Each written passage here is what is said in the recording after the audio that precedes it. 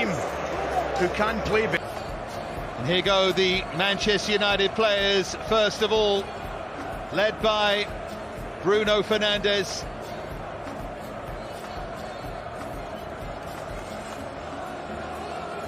Hard day for them, because they came so close, but they weren't quite good enough on the day. Let's get back to Stuart and Martin.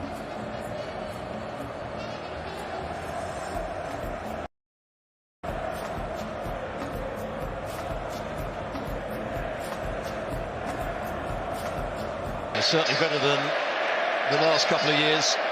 Erik ten Hag has come in, and he's, as you mentioned in the commentary, they're more disciplined both on and off the field. Getting now for the second time into the final in 3 years is already, I think, a great achievement, and I feel like now we have to do it, and this is the target for next week. Whether David De Gea could have done better for the second goal, and why didn't he dive for the first one? But he's been a great stalwart for them, been a brilliant goalkeeper for Manchester United. The other revolt, but it is his team who are in charge in the city now. There's no denying the dominance. It's a huge day for Manchester City, a huge day for Pep Guardiola. The team that have managed to shrug off their city rivals in this final. Riyad Mahrez didn't get to play a part in the final despite such a huge contribution over the course of the FA Cup campaign. They've turned English football from red to blue. 7 titles, 3 FA Cup nows, and 6 League Cups all season. It's been a season which has seen Manchester City come from behind in the title race to pit Arsenal to glory. Julian Alvarez has been a quiet understudy all season to Haaland. The captain Ilkay Gundogan waiting at the end. Gradually, Pep Guardiola about to pick up an 11th major trophy. He might not have to wait too long for the 12th. Manchester City are about to get their hands on the cup again. And just to think, there was a time this season where there were those questioning whether or not they would win everything or anything. Briefly, whether Haaland actually made them better at all. They certainly has. And an historic week for Pep Guardiola and his Manchester FA Cup final. And this could be just the start from Mendes' team. They have painted English football blue. Now they will try to do the fantastic tactics. They've got everything you need, and all it comes down to really is to win the trophy, and of course, and if they can win next week. And I think the key to all of it, because everything's there for you to succeed, and so you'd be very surprised if City. This obviously coming from Pep. You see Pep crying there. He's won a lot in the game. If you keep the hunger within the group, we see you have the quality.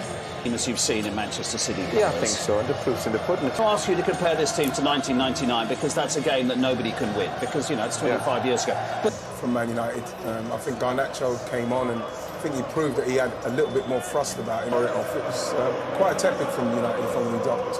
Well, it felt like a mirror image of the season, didn't it? City just that much better than everybody else, and United getting better, but a discernible... Comfortable with his form and his body at the moment. He said he just feels the best he's ever felt, and we're seeing that in his performances. Again, I'm getting sick of giving praise to the City. I think a brilliant player, a lad you'd want to be in the trenches with. Again, it's great. Disrespect into Milan and whatever, how well they're doing or how poorly they're doing in the league at the moment. But the fact is, this is a Man City side that are, in their eyes, they're destined to do this with. Games with Chelsea, how good Drogba was in a defensive situation. Yeah. You saw that towards the end there, didn't you? That when the ball came right sort of towards the penalty spot, it's Haaland who's heading it away. 100%. I think he just loves playing the game and wants to win. As much as we're talking about him not scoring in 4 games, I don't think that'll register if they go on and win the competition and win the treble. And he hasn't scored in the final. I think he just wants to win overall then an absolute score. There's not a little asterisk on the back of the medal that's saying did not score. Let's have a look at the winning goal. For all that, it takes all sorts. People would rather point the finger at stuff that's going on what's not under their control. I can see Jack Grealish has just wandered over the touchline to say hello to Karen Carney and to Laura Woods. Laura, I can see you got Jack Grealish. Is he a genius? I think that, you know, people constantly talk about the monies and what he can spend, but again, you have to spend it right. You know, this Flower... And I think was the worst. I don't know how it's a penalty. I'm not even looking at the ball. But luckily Gundo saved me. You just mentioned about the team unit that you guys have here, how special it is playing with each other. to do with Real Madrid. But when they dig in as well, they need to get more love. They need to get more flowers for what they're doing. But people... Man United, they're not good enough. I'm not saying they're all not good lads. They're probably decent lads, but they're not good enough for Man United. That's why they're losing these tight games, and that's why winning.